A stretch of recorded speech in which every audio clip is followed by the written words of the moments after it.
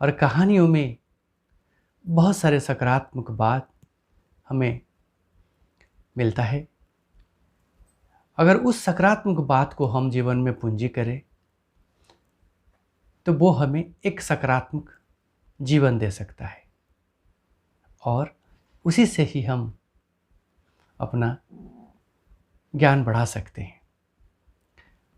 ज्ञान के बारे में आज एक अच्छे बात करेंगे, एक रोचक कहानी सुनेंगे। कभी एक युवक, जिज्ञासु युवक, जिसके मन में प्रबल इच्छा था वो ईश्वर से साक्षात्कार करे, आत्मज्ञान लाभ करे, आत्मा के बारे में जाने, ऐसे एक जिज्ञासु युवक कभी एक बहुत अच्छे आश्रम में जाकर पहुँचे। वहाँ देखे बहुत सारे अनुयायी, विद्यार्थी, साधक वो सारे आश्रम में थे।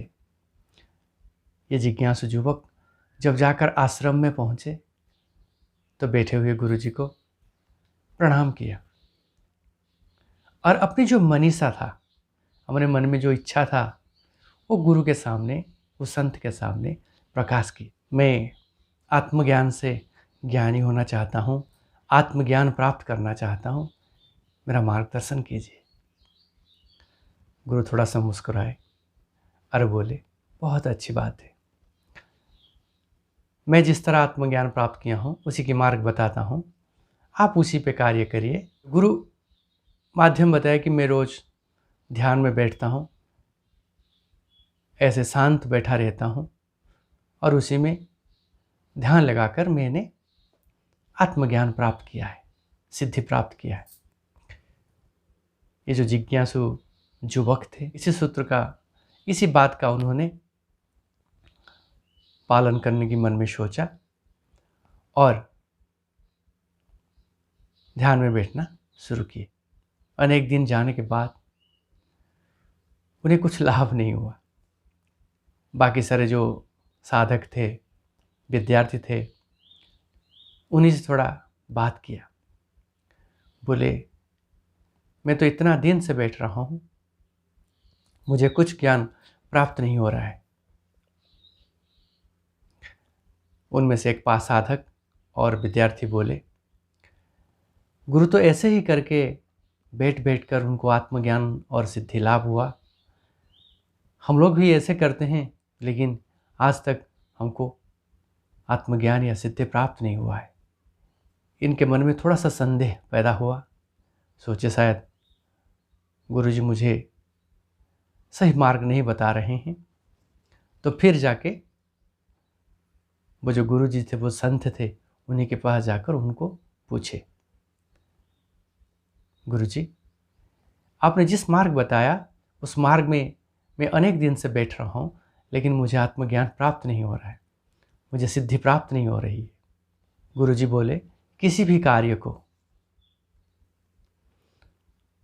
संपादन करने के लिए आपको उसमें 100% ध्यानस्थ होना पड़ेगा, मग्न होना पड़ेगा, तभी जाकर आपको सिद्धियाँ, साधना मिलेगा। आप बैठते हो लेकिन आप मेरी तरह नहीं बैठ पाते हो। ऐसे यही तो परीक्षा है जीवन में कि आप आत्मज्ञान प्राप्त करने के लिए, आप सिद्धि प्राप्त करने के लिए, आप सफलता प्राप्त करने के लिए आपको पुरुषार्थ करना पड़ेगा, ध्यानस्थ होना पड़ेगा। यही मार्ग अगर आप अपनाएंगे तो आप आत्मज्ञान प्राप्त कर पाएंगे। जिज्ञासु युवक को अभी सही मार्गदर्शन मिला।